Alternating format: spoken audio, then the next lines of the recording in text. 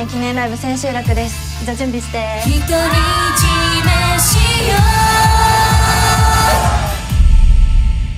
う。舞、着いたよ。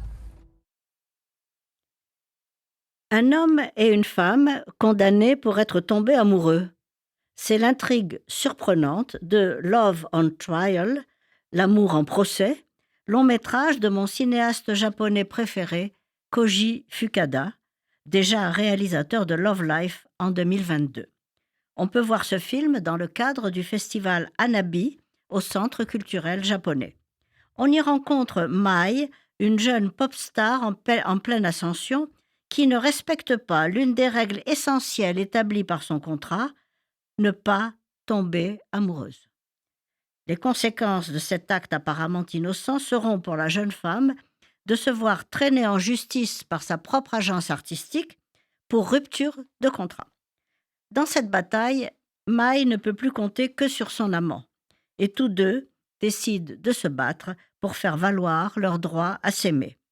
La protagoniste est interprétée par Erika Karata, déjà vue dans Asako 1 et 2 de Ryusuke Hamaguchi en 2018.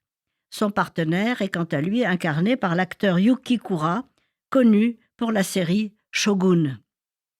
Ce film traite un thème différent des thèmes habituels de Koji Fukada, qui sont en général l'introduction d'un étranger qui sème le trouble dans une famille ordinaire, comme par exemple dans le thriller psychologique familial Harmonium, qui avait été présenté au 69e Festival de Cannes et qui avait été lauréat du prix du jury.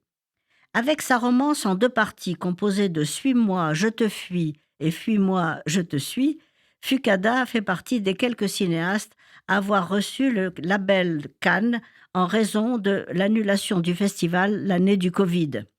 Inspiré d'habitude par Éric Rohmer et Balzac, Fukada s'émancipe cette fois de ses modèles pour Love on Trial, L'amour en procès, un film original et très dans le vent, comme le montrent d'ailleurs les tenues de la jeune influenceuse.